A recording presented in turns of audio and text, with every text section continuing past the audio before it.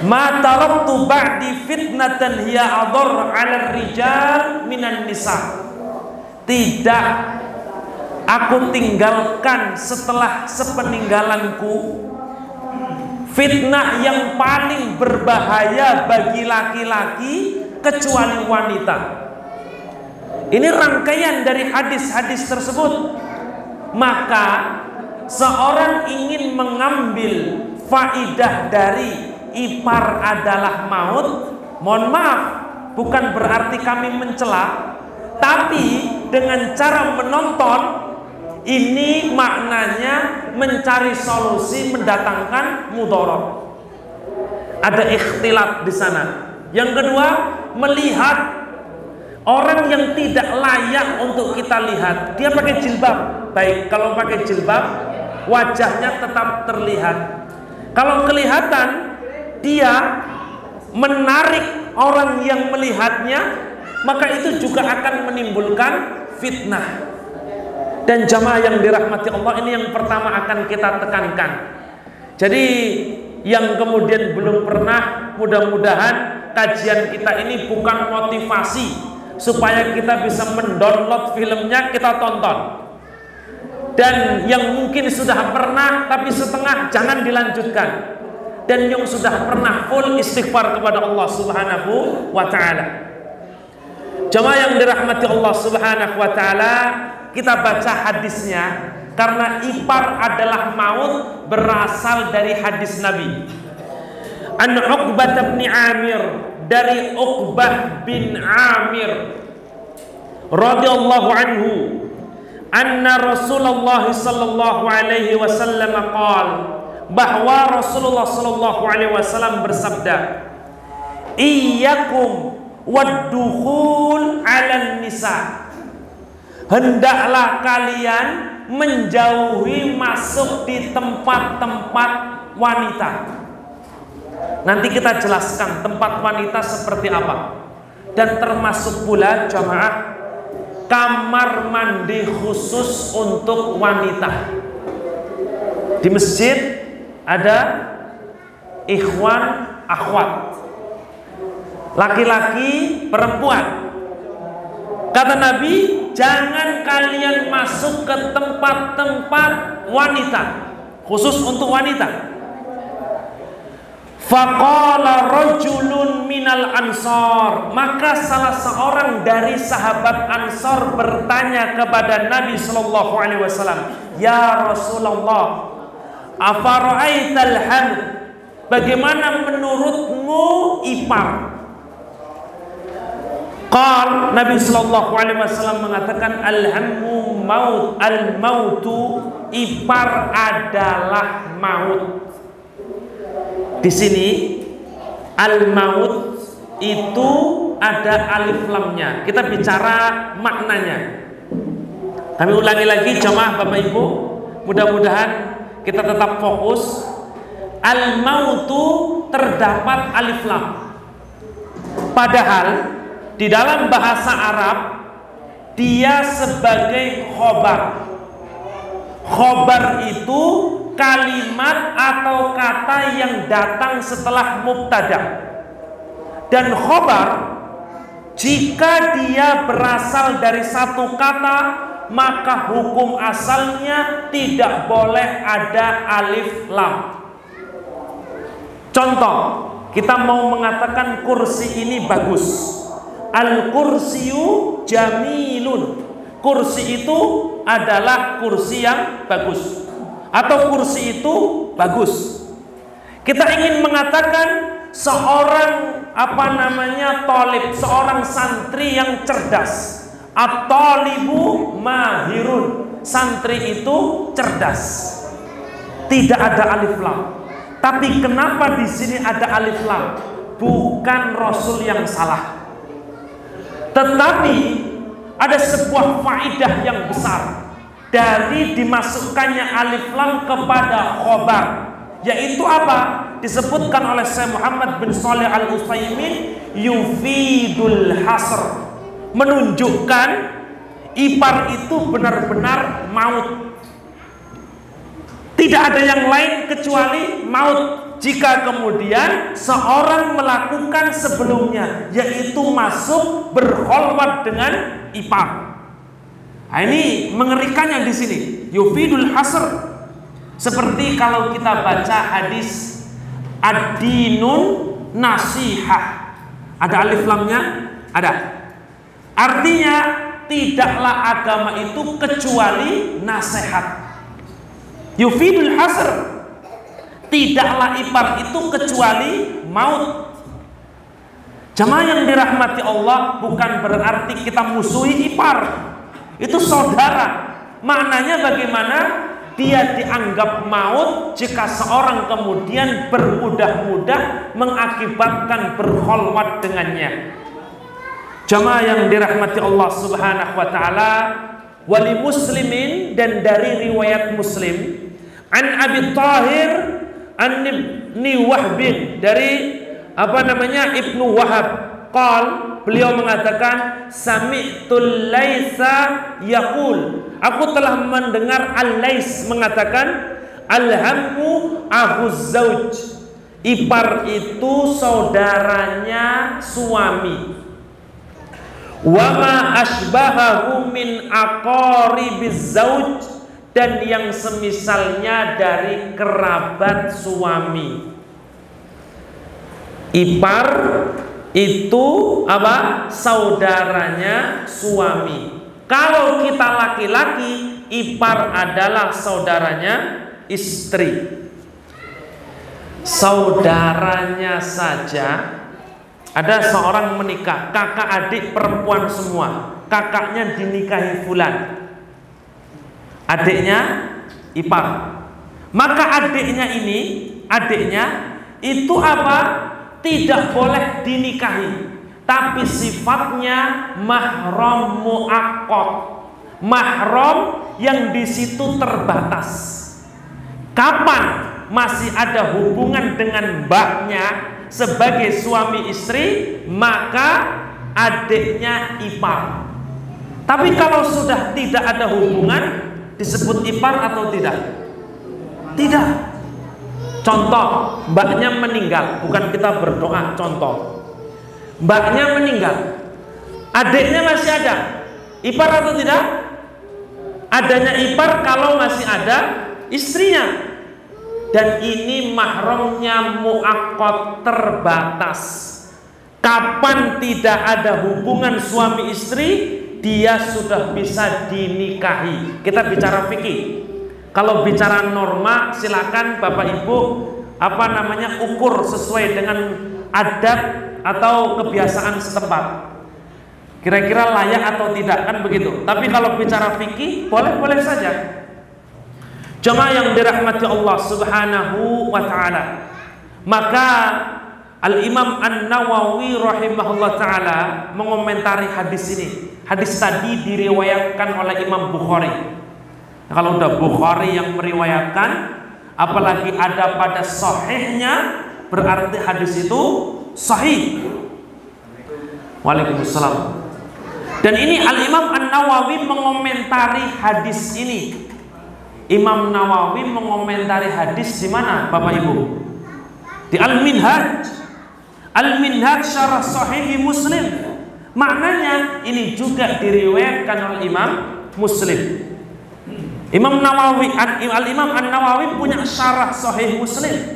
Al-Imam An-Nawawi mengomentari, wal muradu, yang dimaksud fil hadis, di dalam hadis ini, aqaribuz zauj, yaitu kerabat suami, ghaira abaihi wa abnaihi, tapi bukan bapak dan anaknya.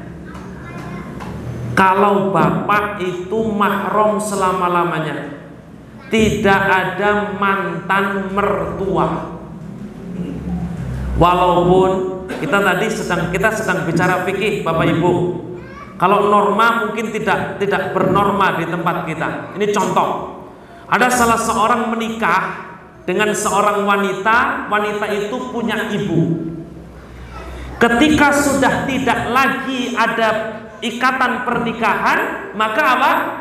ibunya atau mertuanya tadi tidak ada mantan mertua, tetap mertuanya. Maknanya tidak boleh menikah selama-lamanya, tidak boleh dinikahi maksudnya selama-lamanya, walaupun anaknya meninggal atau karena cerai, tidak boleh dinikahi selama-lamanya. Jadi dia mertua terus. Tapi mertua bisa dari anak yang mana? Bisa. Tahun ini mertua dari anak yang pertama. Tahun depan contoh mertua dari anak yang kedua. Bisa seperti itu? Bisa, karena ipar itu tadi mahramnya mu'aqqat, terbatas. Jemaah yang dirahmati Allah, wa annahum maharimun lizaujah, dan mereka itu mahram untuk istri, tazuzulahum al-khulwah biha, bapak dan anak itu mahram untuk istri yang seorang istri itu boleh berkholwat dengannya. Ingat, kata-kata kholwat itu tidak mesti negatif. Kholwat itu berdua di satu ruangan, di dapur makan bareng, kholwat. Jadi pikirannya jangan negatif dulu kalau kholwat. Kholwat itu berdua bersama seorang wanita, dia dan dia, dua. Itu kholwat. Cuma makan bareng kok kholwat. Itulah kholwat. Lebih daripada itu zina. Ini contoh. Jadi kholwat itu sudah bisa disebut manakala seorang, dia dan perempuan, yaitu apa? Ada pada satu ruangan, kholwat namanya. Makanya Ibnu Taimiyah rahimahullah ketika beliau, saya menghadapi pada saat itu pemimpin yang zalim, saya jika dipenjara kholwat bagi saya. Maknanya kesempatan saya mendekatkan diri kepada Allah Subhanahu wa ta'ala. Itu kata Ibnu Taimiyah. Beliau dengan Allah kholwat berdua tadi. Dan tadi kami ulangi lagi, pertegas lagi, dengan seorang berduaan dengan wanita itu sudah disebut kholwat. Cuma jalan bareng ke pantai, contoh kholwat. Maka seorang laki-laki dengan istrinya itu kholwat, tapi kholwat yang diperbolehkan. Muter-muter tidak Bapak Ibu? Muter-muter Pak? Waduh. Intinya saja ini. Intinya kholwat itu berduaan. Walaupun yang dilakukan positif, kerja kelompok, berduaan, kholwat itu. Laki-laki perempuan kerja kelompok, kholwat. Lebih daripada itu, apalagi kemudian mengarah kepada perzinaan, maka dia disebut zina. Jamaah yang dirahmati Allah Subhanahu wa ta'ala, ini komentar Al-Imam An-Nawawi rahimahullahu ta'ala. Lalu beliau mengatakan fasyabbaha bil mauti, dan diserupakan dengan mati, maut, wa huwa aula bil man'i minal ajnabi, maka itu lebih dilarang daripada ajnabi, orang yang tidak ada hubungan keluarga. Dan disebut maut karena bisa mengantarkan kepada perzinahan. Orang zina hukumnya apa jamaah Bapak Ibu?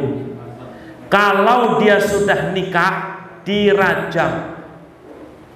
Kalau dia belum nikah, maka dicambuk sebanyak 100 kali, diasingkan selama 1 tahun. Maka ini disebut maut karena mengakibatkan kepada kematian atau mengakibatkan kepada celaka yang nanti di akhirat akan dia dapatkan. Inilah yang dimaksud dari hadis, yaitu ipar adalah maut. Baik, jamaah yang dirahmati Allah Subhanahu wa taala. Langsung kepada faidah. Mungkin dirasa muter-muter kepada faidah. Yang pertama, an-nahyu 'anid dukhul 'alal ajnabiyyat wal khulwah bihinna. Larangan untuk masuk ke tempat-tempat ajnabi yang bukan mahram dan khalwat dengan mereka. Syaddan lidhari'ah wa wuqu'ul fahisyah. Syaddan lidhari'ati wuqu'il fahisyah. Menutup celah akan terjadinya fahisyah, perbuatan keji. Contoh, tidak ada larangan pacaran. Mudah-mudi pacaran. Ada nggak dalil larangan pacaran, Bapak Ibu? Pacaran, mudah-mudi belum nikah pacaran, tidak ada larangan. Tapi Allah Subhanahu wa taala berfirman, la taqrabuz zina, jangan dekati zina. Apapun perkaranya, kalau mendekati zina itu dilarang. Jadi pacaran itu menutup pintu celah supaya tidak terjadi zina. Begitu pula khalwat, masuk kepada tempat-tempat wanita dan berkhalwat dengan mereka, menutup pintu celah supaya tidak terjadi kekejian. Wal wasail laha ahkamal maqasid, dan wasilah itu memiliki hukum maksudnya. Maksudnya zina itu dosa, maka perantara ke sana dosa. Jual kolok boleh atau tidak, Bapak Ibu? Boleh jual kolok. Ada orang marah, dia sudah pengen bunuh orang, nggak bawa kolok, kita kasih, Pak mau beli kolok nggak? Boleh atau tidak? Dosa kita menolong dia untuk membunuh orang lain. Padahal hukum asalnya jual kolok itu boleh. Itulah saddu dzari'ah, menutup celah. Manakala khalwat itu bisa menyebabkan perbuatan keji, dilaranglah khalwat tersebut. Tapi jika khalwat itu bisa menyebabkan perbuatan yang baik, dianjurkan. Khalwat dengan non mahram, lalu memunculkan perkara yang baik, boleh atau tidak? Boleh. Khalwat dengan istri, istri bukan mahram. Istri bukan mahram, Bapak Ibu. Kalau mahram nggak boleh kita nikahi. Buktinya kita nikahi berarti non mahram, kan begitu? Istri, khalwat dengan istri, ini kita bicara fikih. Jangan jauh-jauh mikirnya. Khalwat dengan istri, kemudian ada sedekah. Kata Nabi, wa fi buti ahadikum shadaqah, dan di dalam kemaluan istri kalian ada sedekah. Setelah khalwat ada sedekah, maka khalwat itu baik. Tapi kalau khalwat dengan orang lain khawatir ada zina, maka khalwat itu dilarang. Muter-muter, masih muter-muter, Pak. Khawatir pusing juga, Pak. Baik, kita lanjutkan. Jemaah yang dirahmati Allah Subhanahu wa taala. Faidah yang kedua, anna dzalika amun fil ajanib min akhiz zauj wa aqaribihi, maka itu umum untuk semuanya. Qala Ibnu Daqiqil Id, Ibnu Daqiqil Id mengatakan la budda min i'tibari ayyakuna ad-dukhul muqtadiyan lil khalwah, amma idza lam yaqdi dzalika fala yumtana. Dilarangnya itu kalau masuk khawatir ada khalwat. Tapi kalau tidak ada khalwat maka tidak dilarang. Contoh, tidak ada khalwat tidak dilarang. Masuk ke tempat khusus milik wanita, kamar mandi tadi. Ini menurut Ibnu Daqiqil Id. Ketika di sana tidak ada perempuan dan aman, kita bersih-bersih kamar mandi itu, maka boleh menurut Ibnu Daqiqil Id. Jadi yang dilarang itu jangan masuk ke tempat wanita kalau menimbulkan kholwat. Tapi kalau tidak menimbulkan kholwat maka boleh. Jamaah yang dirahmati Allah, dan larangan itu sebagaimana yang Rasulullah SAW pernah khawatirkan, Bapak Ibu yang dirahmati Allah. Jadi Nabi itu sangat-sangat menjaga interaksi antara laki-laki dan perempuan. Bahkan perempuan itu walaupun boleh sholat di masjid di zaman Nabi boleh. Dan di zaman Aisyah, ketika Nabi sudah meninggal, Aisyah masih hidup. Aisyah mengatakan, perkataan ini diabadikan oleh Al-Imam Al-Hisni dalam kitab Kifayatul Akhyar. Beliau mengatakan, Aisyah, seandainya Nabi sekarang hidup pasti akan melarang wanita untuk pergi ke masjid. Di zaman Aisyah masih banyak sahabat, apalagi zaman kita. Bukan berarti kemudian kita ambil perkataan ini secara mutlak. Di sana ada mungkin syarat-syaratnya.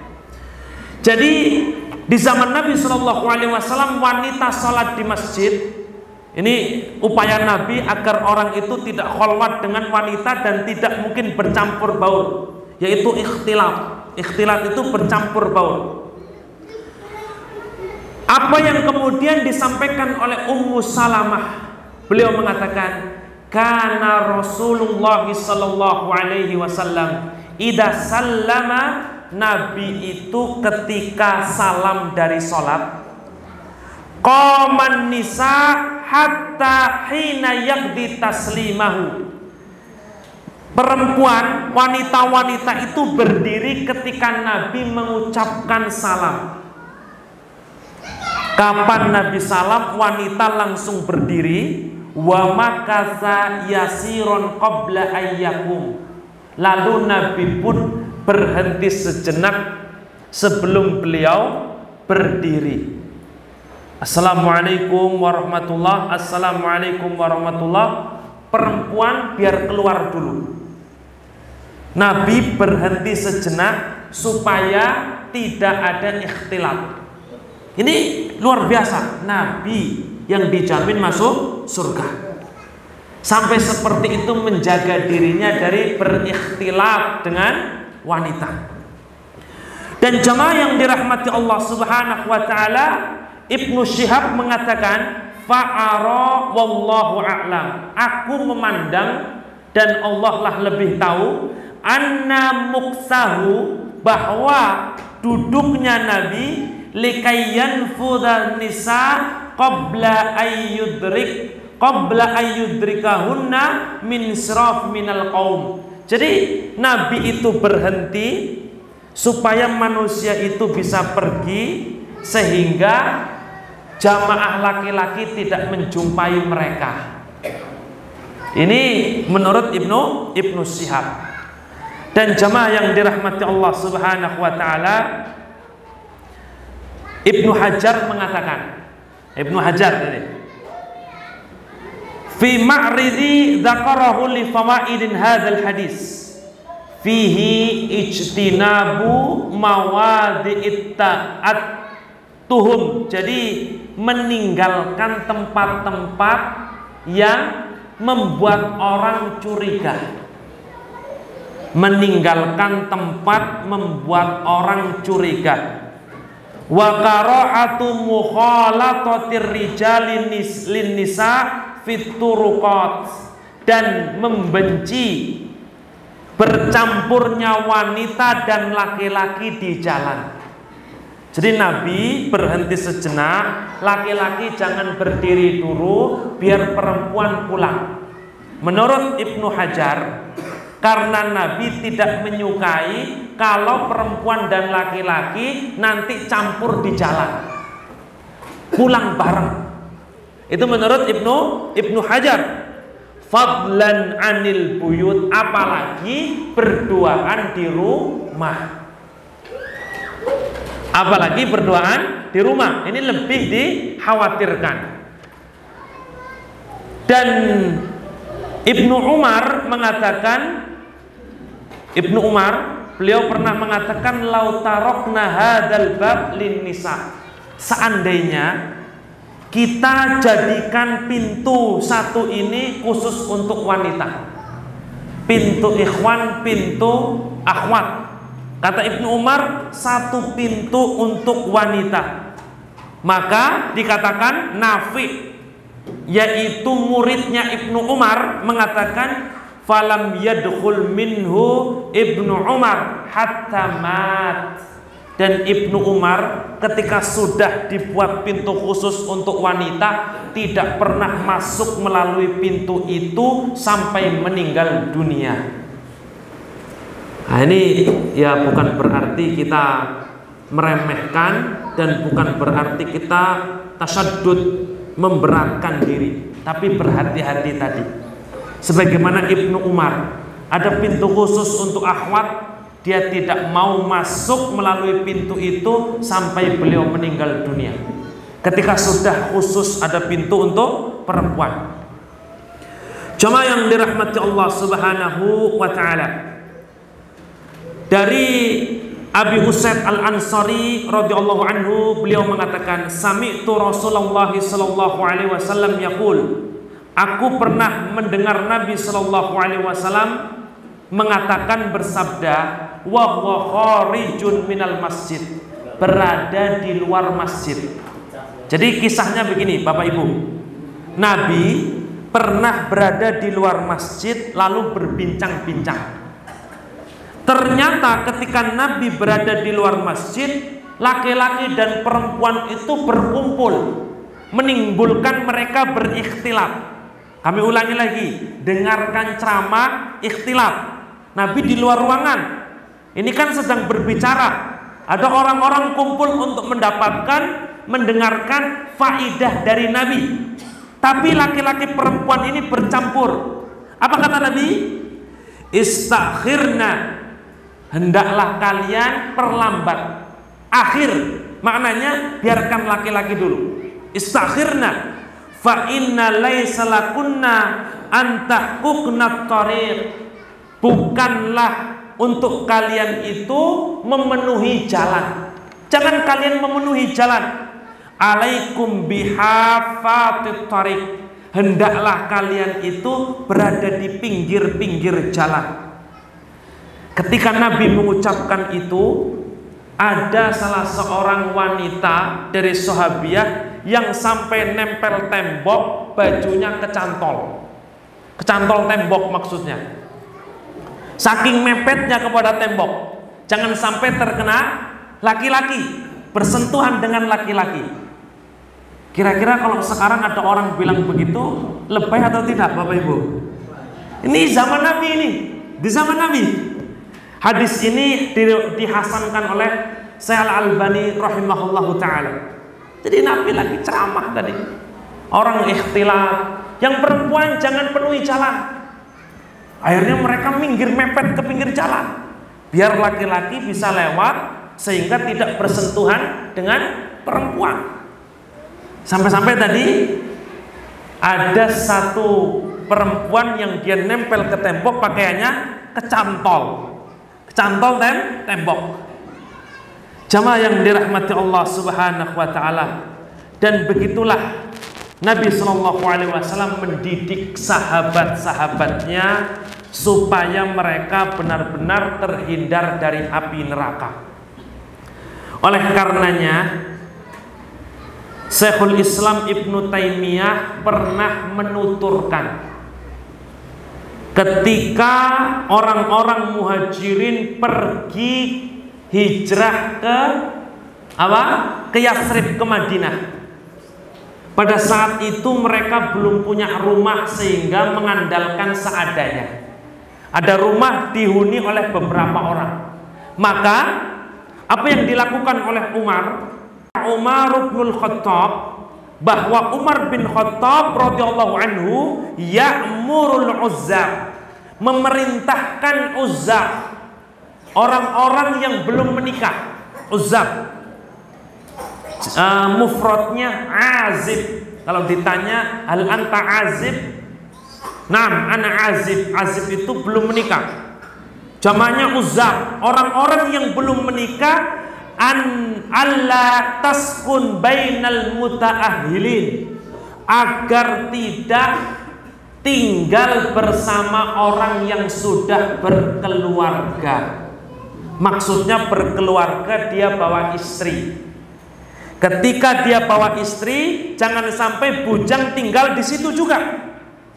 Dan begitu pula wa alla yaskunnal mutaahil bainal uzab, dan janganlah orang yang sudah punya keluarga tinggal bersama orang-orang yang bujang.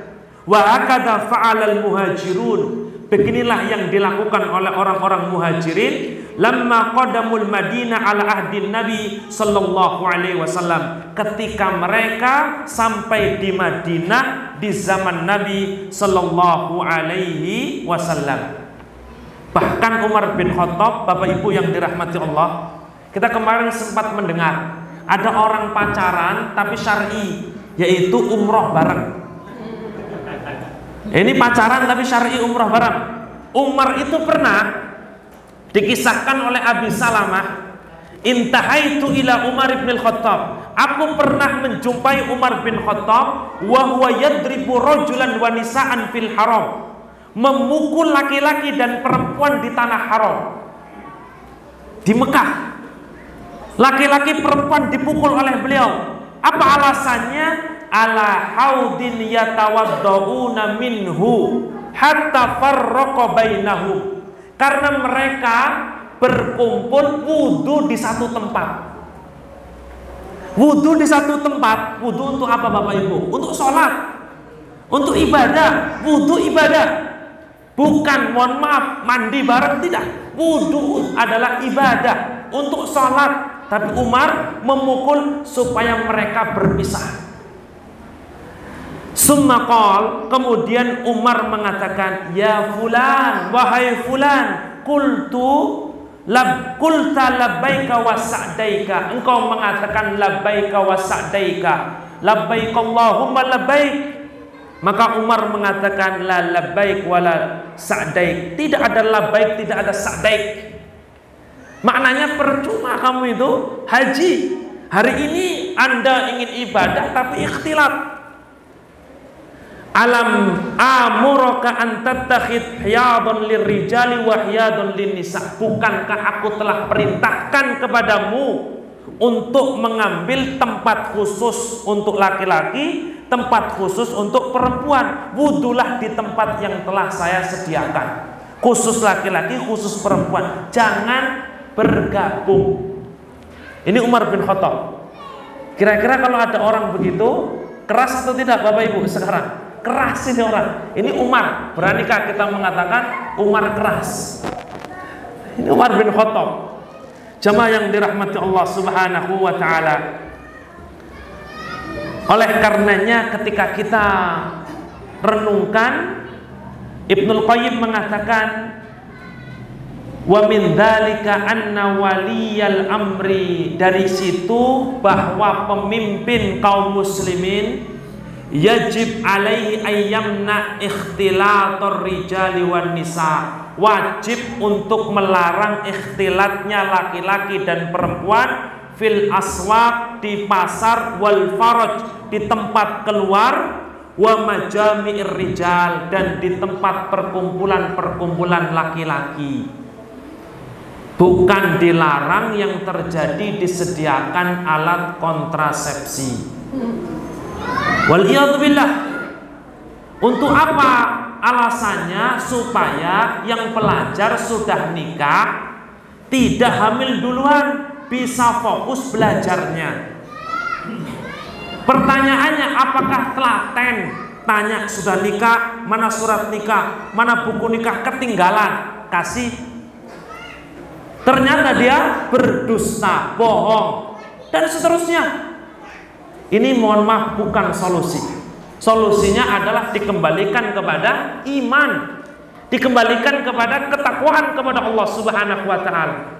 Kita bisa lihat Bapak Ibu, sehebatnya Nabi di dalam mendidik masyarakat Islami masih melakukan seperti ini. Itu yang sudah didikan Nabi. Nah sekarang didikan kita-kita ini yang bukan Nabi sering salah. Mau dicekoki alat kontrasepsi, bukan membendung, justru memfasilitasi. Azan ini berhenti atau gimana Pak?